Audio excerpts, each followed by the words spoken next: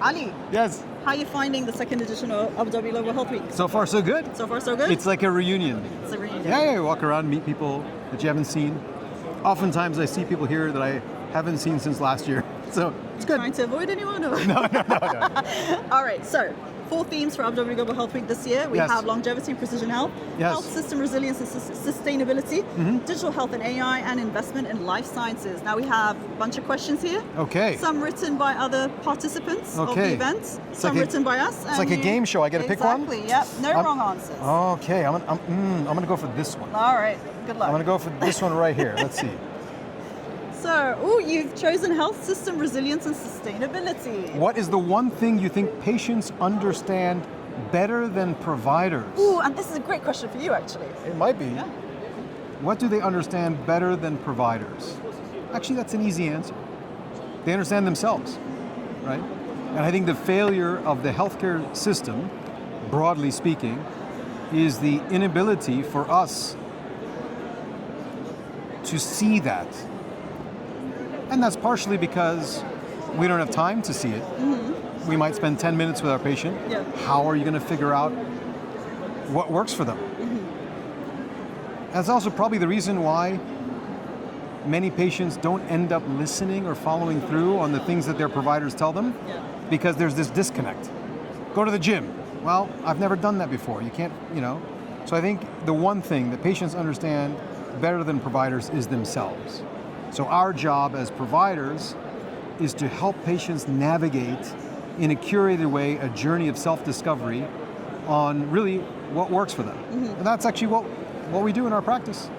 It's try to help you discover Yeah.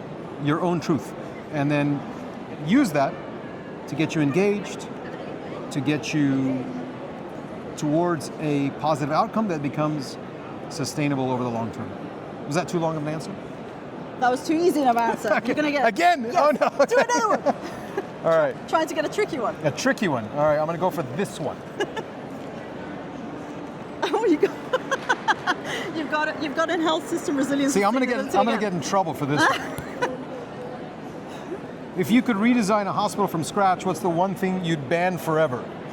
The hospital itself. So let me reframe this question. Okay. I would rethink the way we talk about the taxonomy of healthcare. Primary care, secondary care, tertiary care. It's an old school, kind of archaic way to talk about what we do, kind of based on a taxonomy of how people were educated, primary care physician versus specialist versus surgeon. Also based on how much people are paid. Primary care physicians are generally paid the least. And so we have this weird taxonomy about where the hospital sits at the top.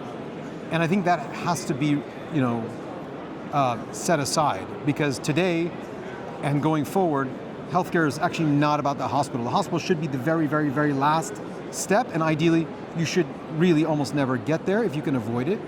Healthcare happens in the home, it happens in the office, it happens when you're out with your friends because your devices are tracking you, your CGM is tracking you, you've got your Oura Ring, and so if I were to redesign a hospital from scratch, which is the question, I would not start there.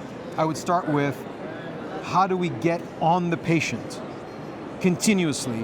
What is the data that we would capture from that patient? How can we use that data to actually help the patient avoid coming to the hospital in the first place? And you'll never avoid it entirely, but you can. So this is a whole question about longevity and health span. How can you help patients stay healthy longer so that those touch points in the hospital setting come much later in life and ideally get delayed as long as you can? So I didn't answer your question directly. Is that good enough? What's the one Do you really want me to answer? you would ban forever? Okay, so she One really word. She really wants me to answer the question. For the short version of the video. For the short version. Okay.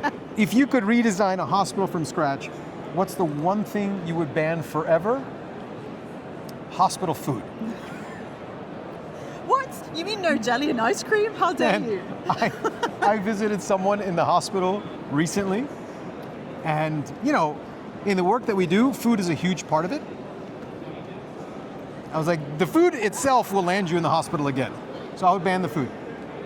You heard it here first, guys. Ali wants to ban jelly and ice cream from hospitals. Yes. Sad face. Yes. But fair enough. The unhealthiest food I've seen gets served by hospitals.